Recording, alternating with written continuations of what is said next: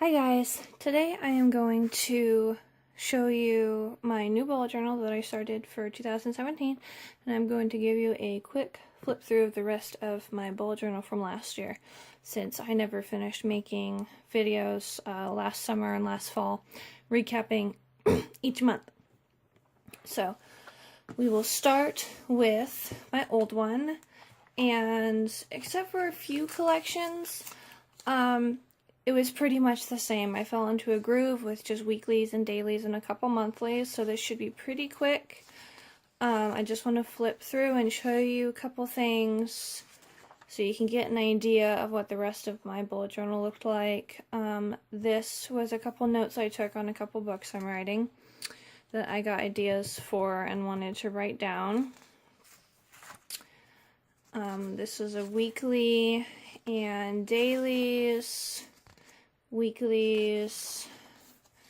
I'm just going to go through this really quickly because that's pretty much the same thing. And this was an art journal spread that I did in June. I went to Michael's Arts and Crafts for a planner party, and it was like 2 or 3 hours long, but we just came and we made a little cute craft that took like 5 minutes, and then we were allowed to use all of the resources, the stamps, the stickers, the paper, everything we wanted, to do whatever we wanted. So I made a little art journal spread and I really enjoyed it. More of the same. This is my July spread. I was trying to get into making monthly spreads because I didn't do that very well at first, and there were a couple things that I was tracking in July that I wanted to make sure I did or didn't do, so I made a July spread. And just more stuff. This was a recipe that I needed to write down to take to work. Some blog and YouTube notes. And you'll see, in contrast to my new bullet journal, then I used a lot of washi tape, a lot of color, and a lot of decoration, which I really enjoyed. Etsy shop information. This was a weekly. I was going through a bullet journal slump here, and I needed to keep track of what days I was working and my income, so I made a really sloppy, basic weekly there, but, you know, it worked, and that's the point. I wrote down directions wrong. I wrote them down backwards, so that was fun. This was a brain dump. Brain dumps don't usually work very well for me, but I really needed a brain dump that day, and that worked. This was another weekly. That was just really, really sloppy, really simple. A list for a possible blog post, and this was a travel planning spread that I didn't use as much as I thought I would. This was my August tracker, which I printed off of Boho Berry's Tribe Resource Library, which I will put a link to. She has free printables for those on her email list. And this was my August monthly spread. So more same. Kind of change up my dailies and weeklies every once in a while.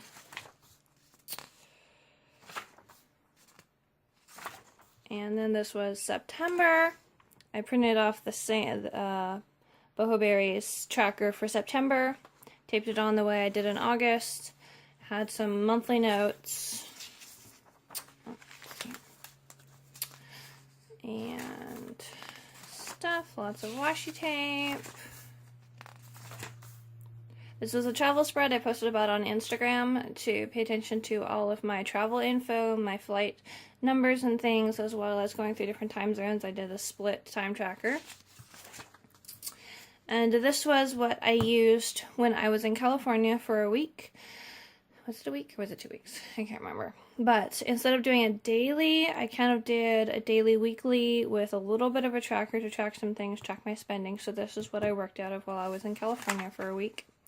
So it was October. I was not able to print out a tracker, and so I tried to make my own, and I did not use it very much at all. I'm really picky about my trackers, my habit trackers. And another spread for October. I started planning my new bullet journal. around October, I knew I was going to go into a new bullet journal in January.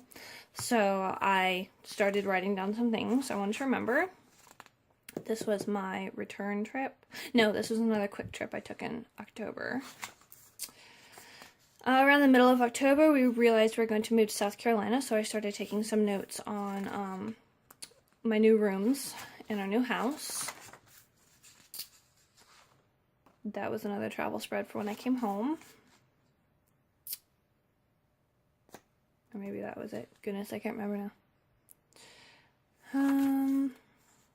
I drew a habit tracker and I barely used it. Like I said, I'm really picky about my habit trackers. I have to have them printed out. I have to have them really nice. I can't just do them myself, otherwise I won't use them. Some nano notes when I was doing NaNoWriMo. Some more moving information. Christmas card list, so I was keeping track of my Christmas cards. December, I was involved in the children's Christmas play, so I was keeping notes while we were practicing. I was brainstorming for my word of the year for 2017, and that was a little bit of journaling that I did after Christmas. So that is this one, which I am completely moved out of. There's a couple pages in the back, like 5 or 6 pages that were empty, and I really didn't want to leave those empty, but, you know, I wanted to start clean in 2017 and just have a brand new bullet journal. So, alright, so I did a couple things differently in this one. I transferred my small calendar from my previous one to this one, and I cut out the pages of last year that I didn't need. I think I have November and December in here. So that helps it not be quite as thick when it's closed. This is my intro page, pretty similar to my other one. I have an if found returned to me with my email and my phone number, which I've covered up. And I have my word of the year, which is no. This is the year I learned how to say no. A little reminder to myself. I have a year at a glance, which I knew I wanted. I printed this off of Scattered Squirrel. I will give a link to that in the description as well. She has some printables that I really like. 2017 to do, some things goals for the year, sort of things I need to remember to work on throughout the year. And then at the beginning, I have all of the months right here so that I don't have to have them interspersed with my weeklies and dailies. So I have all of these at the beginning. I have the habit trackers, which I bought these habit trackers off of Etsy. They were a PDF download. They're like $2.99 for the whole year. So I'll put a link to those as well because I really like these. So in January, I was working on my Etsy shop a little bit. So I have things to add to my shop. Priority. I started this in August of last year, I believe, having a priority box in my monthly spread, in my monthly spread really helps me to focus on what the few things I really need to remember in January. Instead of having an ongoing to-do list or rewriting them every single day, I have a priority and I know I need to pay attention to that. I have other random things I need to remember, and then I have an income, tithe, and expense tracker right here. So I just keep track of what I'm making, what I'm spending, and keep track of my tithe, and at the end of the month I will add all of this up so that I can give my tithe. I have my habit tracker, and I've taped that in like I did in my other journal last year, and my tape is actually starting to come off. And then I have another piece of paper here that I've taped in that has the work in progress joy prompts that I'm doing on my blog. It's originally a Twitter challenge, but I'm turning it into a blog series. So I have this taped in, so I remember those, and then I have this extra piece of paper here that this month I used to decide what each of my habit trackers, what each of my habits mean, and what counts, so that I can color them in, because some of them can mean different things. I can do several things to mark them off. So then I have a couple things to remember in February. And then I have all of the habit trackers taped in for all of the months of the year. And I'll just go through this really fast. And then I have collections. I don't really like to have my collections spread out amongst my dailies. So I have a chunk of pages dedicated to collections right after my monthlies.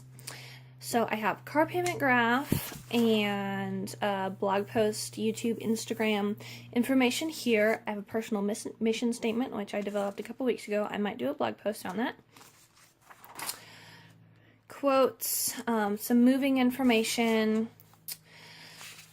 And then I originally had my dailies start on this page, but I realized that I had not left myself very many collection pages, so I printed this out from Boho Berry's resource tribe library, and I cut it to fit here, and I'm sort of coloring it in, and then I think I counted myself 10 more collection pages reserved for collections, and then I have my daily starting here. And I did a little doodle. I'm going to try to doodle more this year in my bullet journal. And then I have right into my dailies on January 1st. And if you will notice, I'm not using hardly any color and no washi tape in my dailies. It's going very minimalist. Every once in a while I have just a couple embellishments when I need them.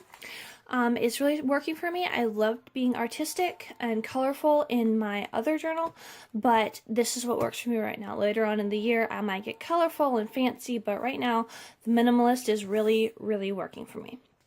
So that's all I have right now. The rest of my journal is blank, waiting for dailies. So I really hope you enjoyed this video and enjoyed seeing how I set up my new journal. After this video, I will no longer be posting blog post updates for when I post a video on YouTube. So if you want to follow my hopefully monthly videos, then subscribe to my channel, because I'm going to try to build YouTube as its own platform with my brand. So I won't be posting on my blog anymore when there's a new YouTube video up. So you'll have to just subscribe so you'll get the direct notification and you won't miss anything. I really hope you enjoyed this video. Make sure to subscribe, and I will see you next month.